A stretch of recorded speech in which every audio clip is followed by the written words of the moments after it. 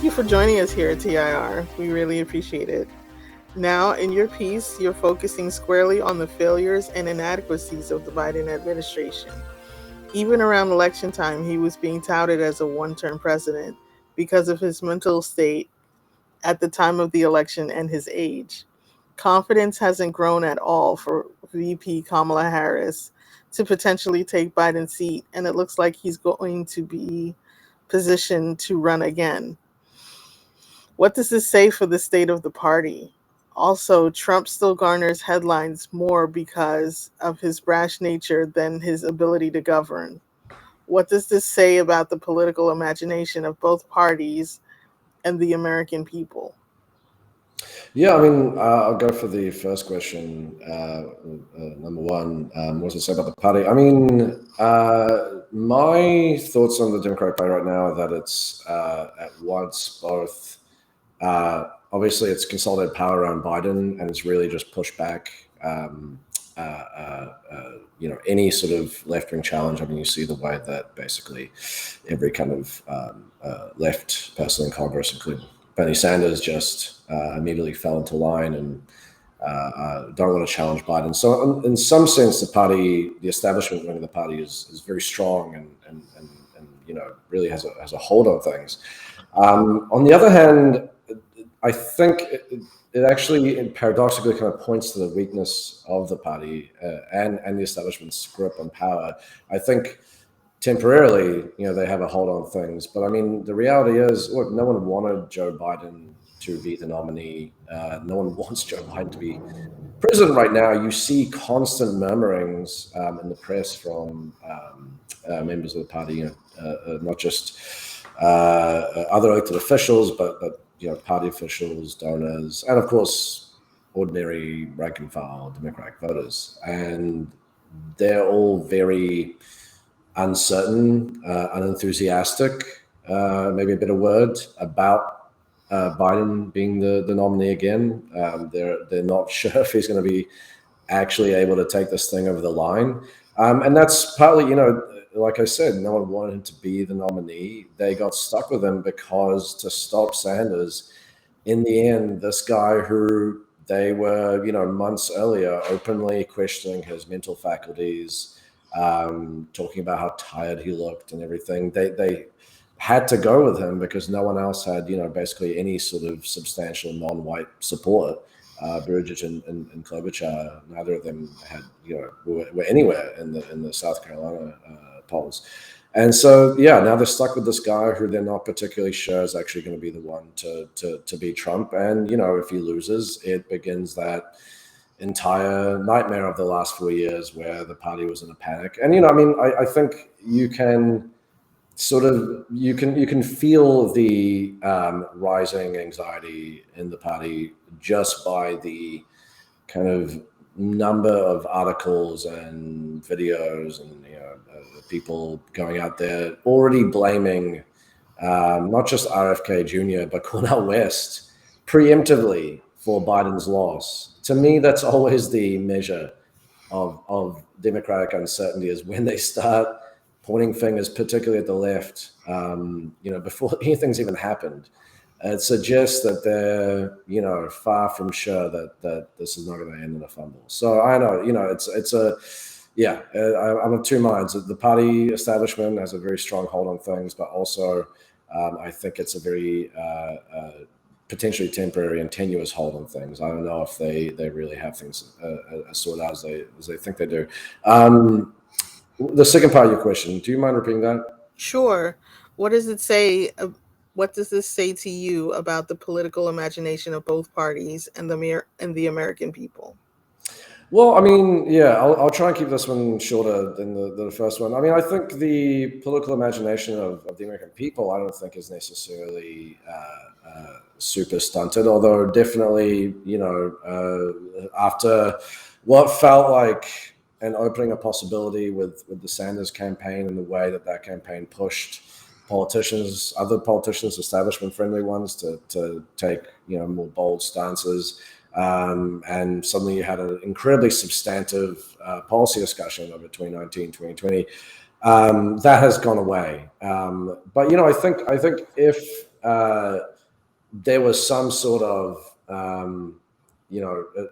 some sort of figure came along, or some kind of crisis event similar to the pandemic happened again to open things up and to get any sort of substantive discussion happening again, I think you would see that the American people do have quite, when when they're allowed to, they have quite an expansive political imagination. But I think, at the moment things are incredibly, straitjacketed. You have two candidates running for president who no one likes, and we're just going to be stuck in this terrible debate. There's no policy at all, on both sides. It's all about raising the prospect of terror at the other party. There's nothing actually positive being put forward by anyone.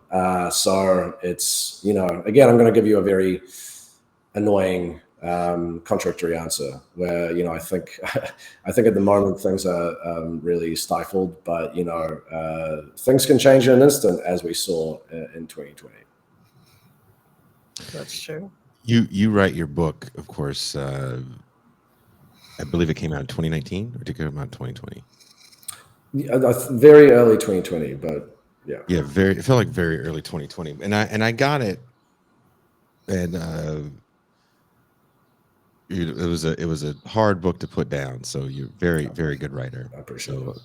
First of all, thank you for coming on. I really appreciated that book. It really paints a picture of a figure that like time had moved past him, and also during this time, this is when Joe Biden is like fumbling all over the place in his stump speeches. Black people are just like everybody else, just a little blacker. And sometimes when I was at the pool, they talk about my legs. One of the great political speeches of our time, the famous Wilmington pool speech. About I said, look here, color fella, don't you dare.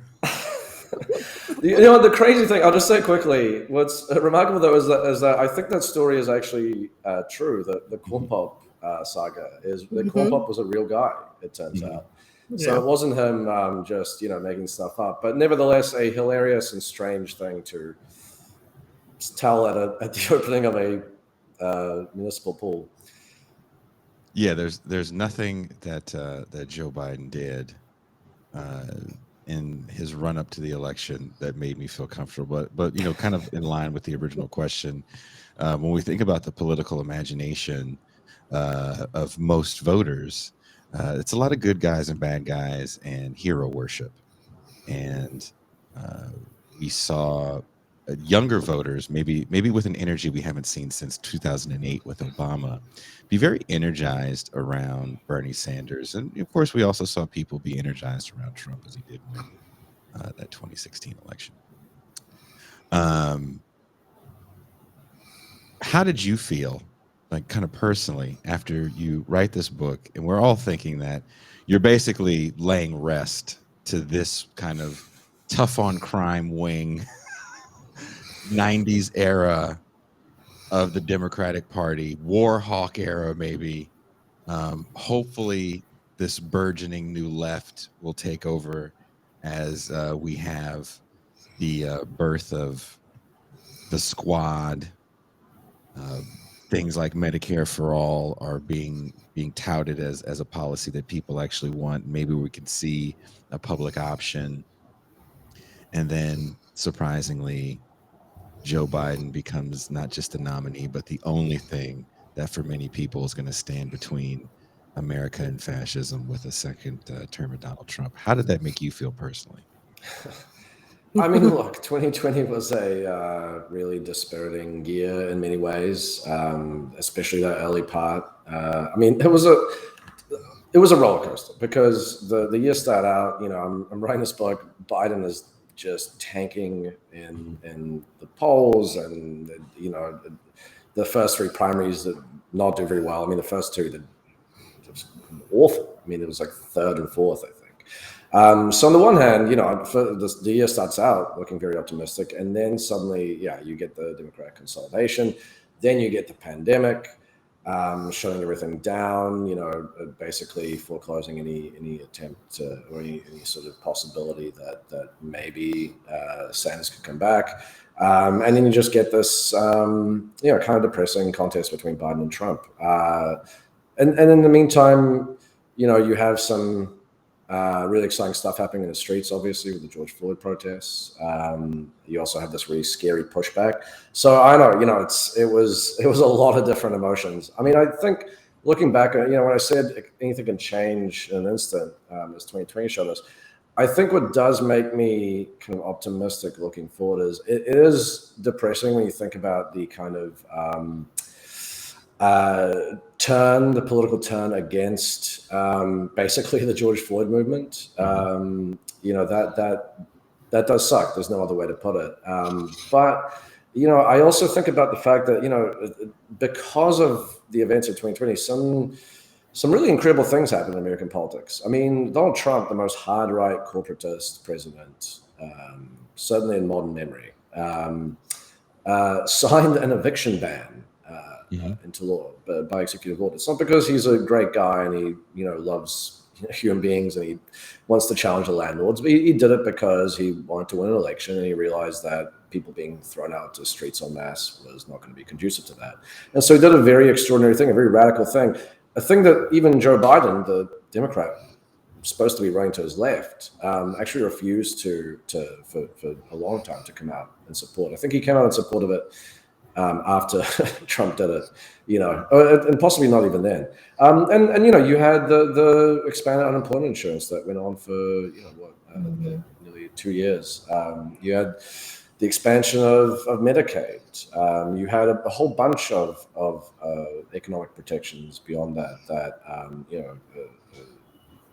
sadly are unwinding now under Biden, which is really incredible when you think about it. But even under Biden, you had things happening that you would never have expected that man to do. I mean, the stimulus, in the end, that kind of ended up being the sum total of his presidency in many ways.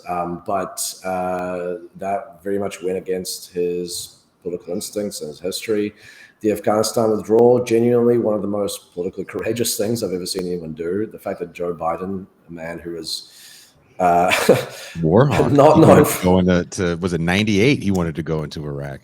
Right, yeah. And, not someone who has distinguished his career by his political courage. And yeah, he did this thing that he, took a tremendous hit for. I mean, there's many, many, many things that I think he's done since in foreign policy that are really shameful and cowardly and terrible, don't get me wrong. But my point is that these two, craven, corporate-friendly establishment people did some pretty bold, I would even say radical things, and that I think points to and it came from the crisis, but it also came from, I think, some of the energy on the ground. It came from